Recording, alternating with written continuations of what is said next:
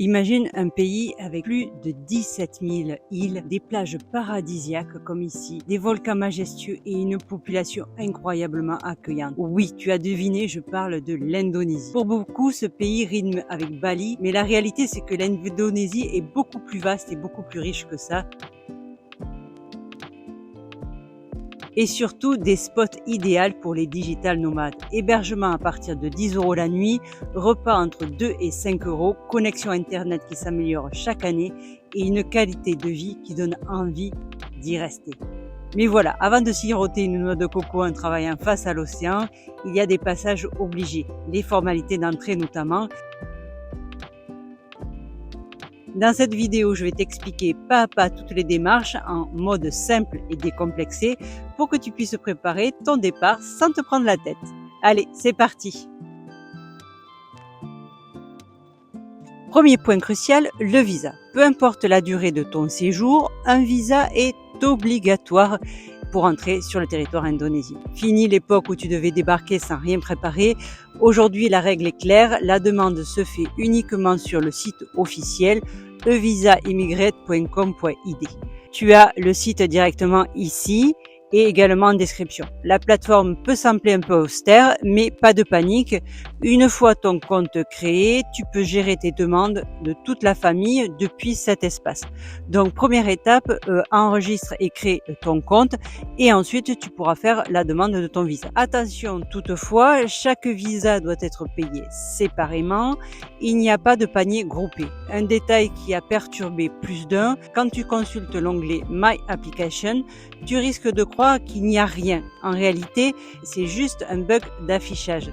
Pense à dézoomer l'âge et tu verras apparaître ta demande. En termes de délai, compte environ 5 jours ouvrés pour recevoir ton visa par email.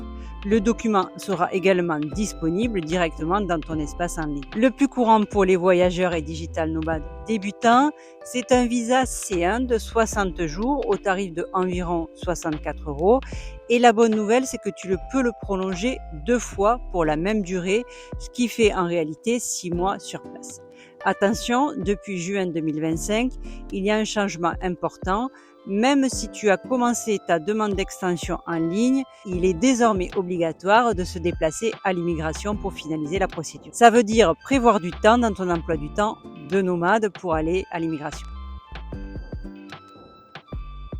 La deuxième étape est la carte de santé. Depuis la pandémie, l'Indonésie exige une déclaration de l'état de santé à l'arrivée. La démarche se fait sur le site officiel, tu trouveras le lien ici.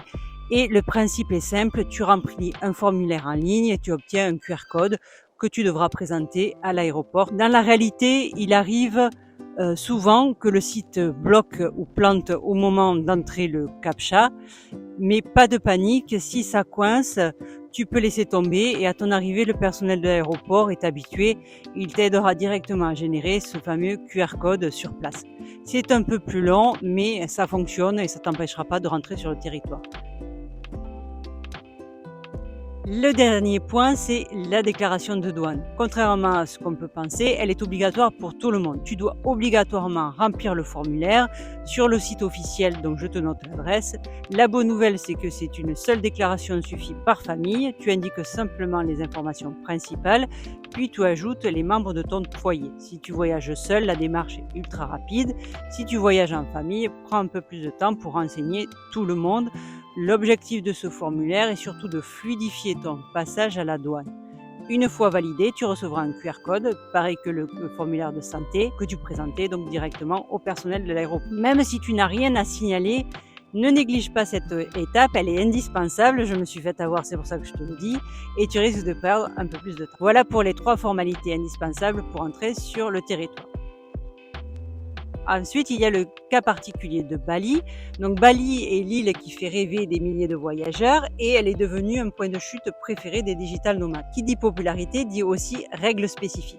Depuis février 2024, une nouvelle formalité est obligatoire avec le paiement d'une taxe touristique. Le principe est simple, chaque visiteur doit s'acquitter d'environ 10 €. Cette taxe sert à protéger l'environnement, la culture locale et améliorer les infrastructures de l'île, donc c'est bon pour tout le monde. Alors en pratique, comment ça marche? C'est simple, en ligne, tu vas sur Love Bali, je te note ici, tu entres tes infos, tu payes avec ta carte bleue et tu reçois encore un QR code par email. Tu n'auras plus qu'à le présenter à ton arrivée si on te le demande. Tu peux aussi régler directement à l'aéroport de Denpasar. Certaines personnes sont titulaires de visas longue durée, tels que les étudiants, sont exemptés de cette taxe. Mais si tu arrives en touriste ou en digital nomade, tu dois payer. Petit conseil, règle la taxe en ligne 48 heures avant ton vol, tu gagneras du temps et tu voyageras l'esprit tranquille. Certains voyageurs ont déjà rapporté des files d'attente beaucoup plus longues à l'immigration à Bali qu'à Jakarta ou Surabaya. De plus, Bali met parfois en place des règles locales pour mieux gérer l'afflux touristique. Donc mon conseil, si tu veux éviter les galères, c'est de prévoir au maximum de marge dans tes démarches, surtout si tu arrives directement dans le passé. Et rappelle-toi, l'Indonésie, ce n'est pas uniquement Bali, il y a des joyaux incroyables à découvrir partout. Lombok, tu as Flores, Java, Sumatra, Sumba. Chacune de ces îles offre une expérience unique. Si tu veux profiter de l'Indonésie en tant que digital nomade, il te faut 3 choses avant de passer la douane. Ton visa en règle, ta carte de santé et ta déclaration de douane. Une fois ces étapes validées, le reste c'est du bonheur, paysage incroyable, vie peu chère, habitants chaleureux et une ambiance parfaite pour développer ton écosystème digital. Si cette vidéo t'a aidé, pense à me mettre un pouce bleu, à t'abonner à la chaîne pour ne rien rater et dis-moi en commentaire dans quelle île d'Indonésie tu rêves de travailler en tant que digital nomade. Allez, ciao, à lundi prochain pour une nouvelle vidéo.